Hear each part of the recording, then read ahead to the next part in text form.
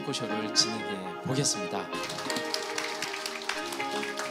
여러분 이 그림 보면 이게 빨간 포스트잇이 이게 여러 곳에 이렇게 붙여 있지 않습니까? 의미가 있을 것 같은데 우리 송 교수님 한번 좀 어떤 의미인지 좀 알려주시죠. 그 색깔도 그렇고 형태도 그렇고 우리들이 고민하고 있는 판상건선을 앓고 있는 환자의 몸을 보는 것 같습니다. 이 피부의 빨간 부분이 병변으로 보입니다. 가장 대표적인 걸 하나 떼서 질문을 해보겠습니다. 두피에만 건선이 있다는데요. 이게 생물학적 제재가 사용이 가능한지, 그리고 두피 건선은 진단도 힘들고 잘 낫지 않는다고 들었는데 그 이유와 효과적인 치료 관리법이 궁금하다고 했습니다. 건선이 처음에 두피에서만 시작되신 분은 몸에 딴 데는 없습니다.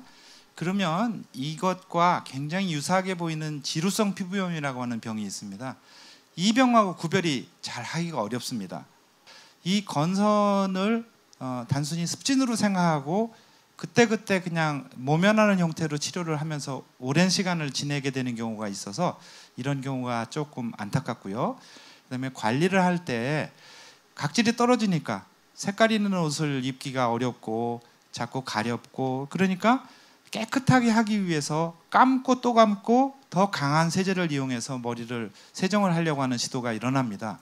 점점 그 병변이 나빠져서 엉망이 되는 수준까지 가는 겁니다. 그래서 두피 건선을 진단을 받으시거든 너무 강한 세정을 반복하지 마시고 두피에도 보습제를 바르고 시시한 약을 바르시면 되는데, 간혹은 아무리 치료해도 그 보통 치료 방법으로 좋아지지 않는 경우가 있습니다. 왜?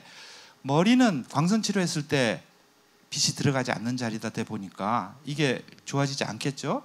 두 번째는 머리만 있는데 거기다 강한 약을 먹으라고 하니까 반발을 하게 됩니다.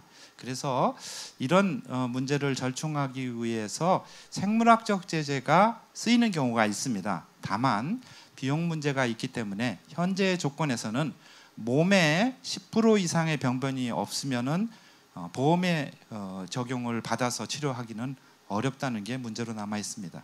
이번에 이제 배 쪽으로 내려가 볼까요? 건선 치료를 받으며 임신과 출산이 가능한가요? 임신 몇 개월 또는 몇 년 전 치료를 중단해야 한다는 등 가이드라인이 있는지 궁금합니다. 대표적으로 그 피임해야 되는 약이 그 비타민 A 계통 그 약물들이고요. 이 약이 그 기형아 출산율이 상당히 높은 약물 중에 하나입니다. 그래서 가임기 여성들에게는 저희가 별로 권고를 하지 않고 정말 출산을 다 하고 더 이상 아기를 낳지 않겠다라고 정말 확실하게 하시는 분들에게만 저희가 이제 그 약물은 사용을 하고 있고요. 메토트렉세이트라는 그 약물도 남자들 같은 경우에는 약물을 끊고 3개월, 최소 3개월을 꼭 피임을 하시도록, 남자도 피임을 해야 되는 대표적인 약물이고요.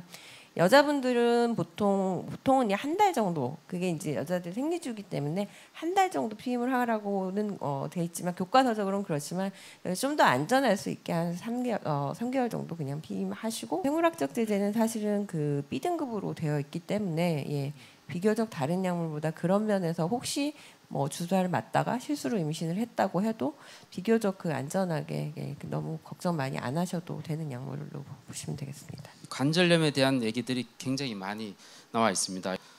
건선과 관절염과의 질환, 통증과 관계가 있나요? 건선과 동반되는 질환 중에서 가장 흔한 게 건선 관절염입니다. 10%에서 15% 이내의 환자분들이 건선이 침범이 되는데, 건선을 앓고 나서 약 9년 정도 지난 다음에 증상이 발현하는 걸로 알려져 있고요. 한 75%에서 80%의 환자는 먼저 피부에 병변이 생기고 관절이 침범이 됩니다. 그런데 약 한 5%에서 10%의 환자들은 건선 관절염이 먼저 생긴 다음에 나중에 그 피부에 병변이 생기는 그런 드문 경우도 존재를 하고, 건선을 앓고 계시면서 특별히 다친 적도 없고 특별히 이유가 될 만한 이유가 없는데 자꾸 손가락이나 무릎이나 이런 특정한 관절들이 붓고 아픈 일이 생긴 경우에, 특히 손톱에 침범이 많으신 분들, 손톱이 여러 개가 침범이 돼 있고 그런 분들이 손가락이 붓든가 아프든가 이런 경우에는 반드시 피부과 선생님하고 건선 관절염 여부에 대해서 상의를 꼭 해보셔야 됩니다. 그래서 건선을 치료하는 약을 쓰면은 그 중에 건선 관절염을 동시에 치료할 수 있는 약들이 여러 가지가 있습니다. 따라서 미리 적을 간파하고 거기에 대응을 하면 충분히 이겨낼 수 있는 병입니다. 벌써 절반가량 치료가 되기 시작했는데요.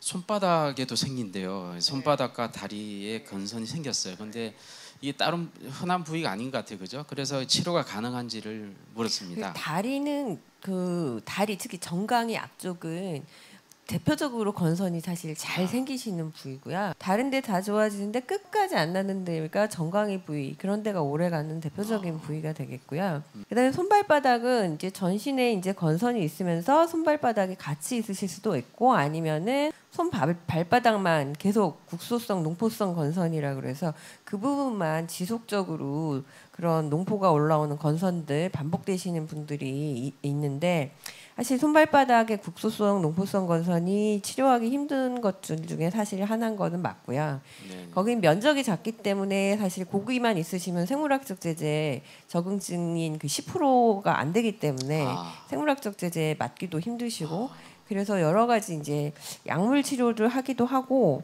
손발바닥에만 광선 치료를 하실 수도 있고, 몇 년 전부터 그 손발바닥만 국소적으로 이렇게 일주일에 2번씩 레이저를 쏴주는 그런 치료들이 있어서 국소적인 치료를 병원에서 직접 가서 하는 것들을 병행을 하시면 또 좀 해결하실 수 있는 그런 방법들이 좀 있습니다. 마지막 그럼 질문으로 하겠습니다.